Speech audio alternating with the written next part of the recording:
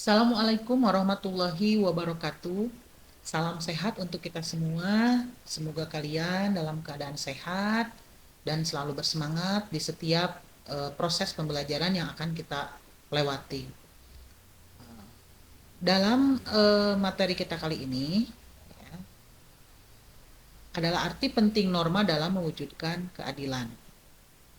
Di mana materi ini adalah materi lanjutan dari materi norma dalam kehidupan bermasyarakat. Di pembelajaran kita kali ini, ya, tujuan pembelajaran yang harus kalian capai, yang pertama itu adalah satu, bersyukur atas keberadaan norma dalam kehidupan bermasyarakat, berbangsa, dan bernegara. Yang kedua, terlibat aktif dalam menegakkan tata tertib sekolah. Yang ketiga, menganalisis pentingnya norma hukum dalam kehidupan bermasyarakat, berbangsa, dan bernegara. Yang keempat, menyajikan hasil analisis berbagai kasus pelanggaran hukum di Indonesia. Kenapa norma hukum? Kenapa norma hukum yang menjadi pembeda dari norma-norma lainnya? Karena pertama, dalam kehidupan bernegara, norma hukum itu memiliki peranan yang lebih besar karena mengikat dan memaksa seluruh warga negara serta para penyelenggara negara. Selain itu, negara kita itu adalah negara hukum. Negara yang mendasarkan segala sesuatu, baik tindakan maupun pembentukan lembaga negara pada hukum tertulis atau tidak tertulis.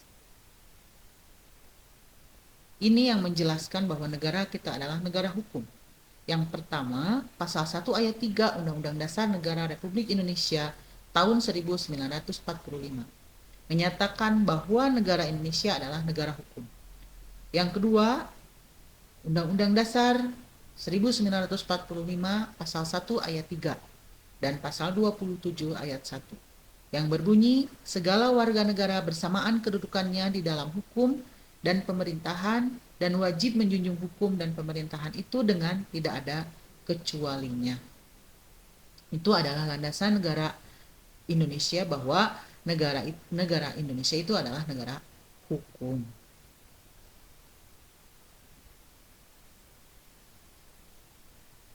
Bagaimana untuk mewujudkan keadilan? Untuk mewujudkan keadilan itu harus ada norma, yaitu norma hukum. Pentingnya norma hukum dalam mewujudkan keadilan menandaskan bahwa setiap manusia itu tidak boleh diperlakukan sewenang-wenang, tetapi harus diperlakukan sesuai dengan hak-haknya. Walaupun seorang rakyat biasa ataupun aparat pemerintah ataupun pejabat yang berwenang itu dilindungi oleh hukum. Nah, penyelesaian yang pertama, hukum itu menjaga dan melindungi hak-hak anggota masyarakat agar tercipta keadilan. Yang kedua, norma hukum memiliki sifat yang mengatur dan memaksa dengan tujuan untuk menciptakan keadilan dalam kehidupan bermasyarakat, berbangsa, dan bernegara. Yang ketiga, keadilan diwujudkan dengan terlindunginya hak-hak warga negara dan adanya hukuman yang tegas dan nyata terhadap anggota masyarakat yang melanggar norma hukum. Nah, jadi norma hukum itu menjaga dan melindungi hak anggota masyarakat. Norma hukum itu memiliki sifat yang mengatur dan memaksa. Keadilan itu bisa diwujudkan ya, dengan terlindunginya hak-hak warga negara.